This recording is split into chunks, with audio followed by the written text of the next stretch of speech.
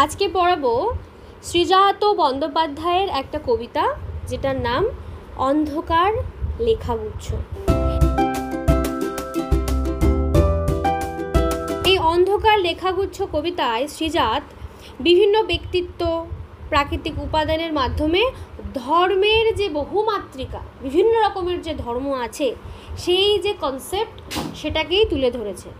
তিনি বোঝাতে চেয়েছেন যে প্রকৃত ধর্ম হলো আসলে মানবতা আর সহিষ্ণুতা আর সৃজনশীলতা। তুমি নতুন কিছু পৃথিবীর জন্য সৃষ্টি করতে পারছো, তোমার মধ্যে সহিষ্ণুতা আছে, তোমার মধ্যে মানবিকতা বোধ আছে, এই জিনিসগুলোই হলো তোমার বিভিন্ন রকমের ধর্ম। যেটাকে আমরা ধর্ম মনে করি, হিন্দু, মুসলিম, খ্রিস্টান, জৈন, বৌদ্ধ, সেইগুলো আসল ধর্ম নয়। ওগুলো জাস্ট প্রাতিষ্ঠানিক কয়েকটা কাঠামো, এছাড়া আর কিচ্ছু না। আসল ধর্ম তাহলে কোনগুলো? মানবতাবোধ, সহিষ্ণুতা আর সৃজনশীলতা। যে ধর্ম দখল, হিংসা, বিভাজন, যেটা যে ধর্ম আমাদেরকে আলাদা করে দেয়, আমাদের মধ্যে বিভেদ আনে, আমাদের মধ্যে বিভাজন আনে, সেটা কি আসল ধর্ম? সেটা আসল ধর্ম নয়। যে ধর্ম আমাদেরকে এক করে। আজকে কম্পিউটার আবিষ্কার করেছিল, আমরা সবাই মিলে কম্পিউটার ইউজ করছি। আজকে সবাই মিলে দেশ স্বাধীন করেছিল, মানবতাবোধ দেখিয়েছিল, তাই আমরা একসঙ্গে একটা দেশে বসবাস করতে পারছি। তো এই যে জিনিসগুলো আমাদের এক করে দেয়, ঐক্যবদ্ধ করে, সেটাই হচ্ছে আসল ধর্ম। চলো লাইন বাই লাইন পড়ে আমি বুঝিয়ে দিচ্ছি। আব্দুল করিম খাঁয়ের ধর্ম ছিল গান। প্রথম লাইন, আব্দুল করিম খাঁ, ইনি হচ্ছে একজন প্রখ্যাত সঙ্গীতজ্ঞ এবং তার জীবনের মূল মন্ত্রই ছিল কি? সঙ্গীত। আর ওনার কাছে এই সঙ্গীতটাই ছিল ধর্ম। তাহলে যে গায়ক, যে সঙ্গীতজ্ঞ, তার কাছে তার ধর্ম কি? গান গাওয়া, সঙ্গীতকে ভালোবাসা। নেক্সট, আইনস্টাইনের ধর্ম দিগন্ত পেরানো। দিগন্ত পেরানো মানে উনি একজন, আইনস্টাইন কে ছিলেন? বিজ্ঞানী ছিলেন। তার জীবনে বিজ্ঞান, জ্ঞানের সীমা অতিক্রম করার চেষ্টা করেছিলেন উনি। তাই তার ধর্ম ছিল কি? জ্ঞানের অনুসন্ধান করা, তাই না? উনি জ্ঞানের অনুসন্ধান করাই ওনার কাছে ধর্ম ছিল। পরের লাইন, কবিরের ধর্ম ছিল সত্যের বয়ান। কবির একজন সুফি কবি ছিলেন। সুফি কবি ছিলেন একজন, যিনি সত্য আর মানবতার বাণী প্রচার করতেন। তাহলে ধর্ম মানে আমি ফার্স্টেই বলেছিলাম যে সত্যটাকে মানতে হবে আর মানবতা বোধ দেখাতে হবে। আর ওনার মধ্যে, ওনার কবিতার মধ্যে আমরা এইটাই দেখতে পেতাম। তাহলে ওনার কাছে ধর্ম আসলে কি?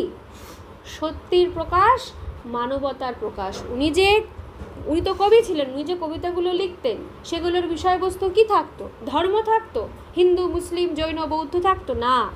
সত্যের প্রকাশ, মানবতার প্রকাশ। পরের লাইন, বাতাসের ধর্ম শুধু না থামা কখনো। বাতাস কি করে?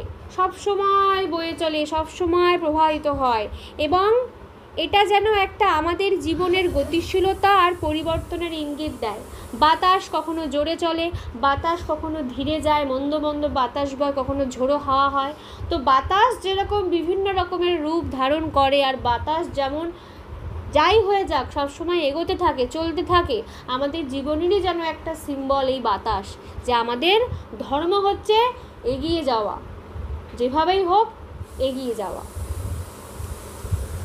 পরের প্যারা, সেকেন্ড স্ট্যাঞ্জা, ভ্যান গঘের ধর্ম ছিল উন্মাদনা, আঁকা। এই লোকটা কে ছিল? ভ্যান গঘ। ইনি ছিলেন একজন বিখ্যাত, ভীষণ ফেমাস একজন চিত্রশিল্পী। চিত্রশিল্পীরা কি করে? ছবি আঁকে। তাহলে ওনার কাছে, ওনার যে শিল্পে, যার শিল্পে উন্মাদনা, আবেগ প্রকাশ পেয়েছে, মানুষ ছবির মাধ্যমে কি প্রকাশ করে? তার লাইফের, তার মনের, তার গভীরের লুকিয়ে থাকা যে উন্মাদনা, যে আনন্দ, যে আবেগ, সমস্ত রকমের আবেগ। আবেগ মানে কিন্তু ওই আবেগপ্রবণ হয়ে পড়া না। আবেগ মানে রাগ, দুঃখ, কষ্ট, হাসি, তার ছবির মাধ্যমে প্রকাশ করেছিল। সেই যে তার কাছে ছবি আঁকাটা, চিত্রাঙ্কনটাই ছিল তার কাছে তার ধর্ম। পরের লাইন, গার্সিয়া লোরকার ধর্ম কবিতার জিত। আর একজনের নাম পাচ্ছি, তার নাম কি? Garcia Lorca. ইনি ছিল একজন স্প্যানিশ কবি। গার্সিয়া লোরকা কে ছিল? স্প্যানিশ কবি, যিনি কবিতার মাধ্যমে সমাজের বিভিন্ন দিক তুলে ধরেছিলেন। তাই তার কাছে কবিতাই ছিল তার ধর্ম। উনি কবিতার মাধ্যমে সমাজে যে সমস্ত খারাপ দিক, ভালো দিক, সমাজের জিনিসগুলো মানুষের চোখের সামনে আনা উচিত, সামাজিক চেতনায় বদ্ধ একজন কবি। তারপরে কি বলছে? লেনিনের ধর্ম ছিল নতুন পতাকা। লেনিনের নাম আমরা সবাই জানি, উনি ছিলেন একজন বিপ্লবী নেতা, যার ধর্ম ছিল সমাজতান্ত্রিক বিপ্লব এবং নতুন পতাকার অধীনে সমাজ গঠন, অর্থাৎ জনগণের কল্যাণে বাঁচা, জনগণের কথা ভেবে রাজ্য চালানো। ওনার চিন্তাভাবনায় এটা ছিল যে মানুষের, শ্রমিক শ্রেণীর যারা কি বলবো আর্থিকভাবে দুর্বল, সমাজে দুর্বল শ্রেণীকে তোমরা পাশে দাও তাদের। তো ওনার কাছে এই পাশে দাঁড়ানোটাই, এই সামাজিক চেতনাটাই ছিল ওনার কাছে, বিপ্লবটাই ছিল ওনার কাছে ধর্ম। পরের লাইন, আগুনের ধর্ম আজও ভস্মের রচিত। তাহলে আগুন কি করে? সমস্ত জিনিসকে কিসে রচিত করে দেয়? ছাইতে পরিণত করে। আগুনের ধর্ম তাই ধ্বংস করা, প্রত্যেকটা জিনিসকে ভস্ম করে দেওয়া, ছাই করে দেওয়া।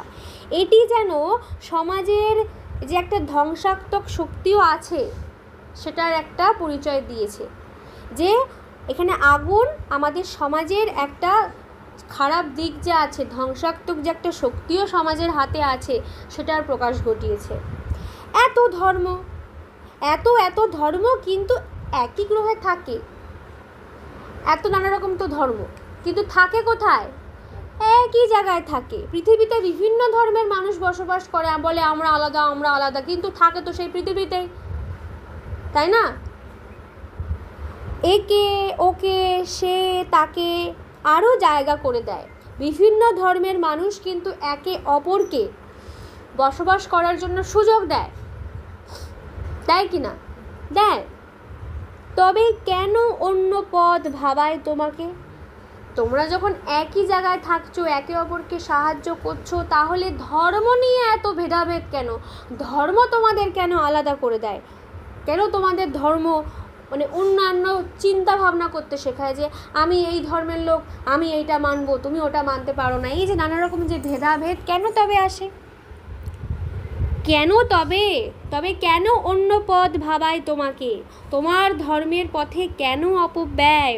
বলছে কেন কেউ ধর্মের নামে কোনো কিছুর অপচয় করে, কোনো কিছুর অপব্যয় করে, কোনো কিছুর মিস ইউজ করে, তাই না? ধর্মের নামে কেন করে এরকম? তবে যদি সবাই আমরা সেম গ্রহেই থাকি, একই ছাদের তলায় থাকি, একই পৃথিবীতে থাকি।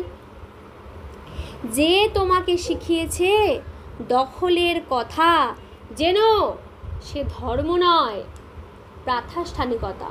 প্রাতিষ্ঠানিকতা বলছে যে ধর্ম তোমাকে দখলের কথা শেখাচ্ছে, যে আমরা এই ধর্মের লোক, আমাদের পুরো দেশটা দখল করতে হবে, আমরা ওই ধর্মের লোক, আমাদেরকে এদেরকে মেরে ফেলতে হবে, এগুলো ধর্ম না, এগুলো প্রাতিষ্ঠানিকতা। অর্থাৎ কোনো একটা প্রতিষ্ঠান তারা চাইছে আমরা পাওয়ারফুল থাকব এবং আমরা আলাদা সবার থেকে, আমরা সুপিরিয়ার, আমরা বেশি বড়, শক্তিশালী। যখনই তোমার মধ্যে এই চিন্তা আসবে যে আমি বড়, আমার ধর্ম বড়, সেইটা ধর্ম নয় বাবা। ধর্ম সবাইকে বিলিয়ে দেওয়ার মতো, ধর্ম সবাইকে একত্র করার মতো, ধর্ম সবার মধ্যে শুভ চেতনার জন্ম দেয়। কেউ বড় কেউ ছোট এই চিন্তা ধর্ম, আসল ধর্ম জন্ম দেয় না। তাই জন্যই আসল ধর্ম হচ্ছে মানুষের প্রতি মানুষের ভালোবাসা, মানবিকতা, সহিষ্ণুতা, কোনো খারাপ কিছু হলে তার বিরুদ্ধে লড়াই করা, এইগুলোই হচ্ছে ধর্ম। ঠিক আছে? সমাজের খারাপ দিকগুলোকে ইমপ্রুভ করা, উন্নতি করানো, এগুলোই হচ্ছে আমাদের আসল ধর্ম।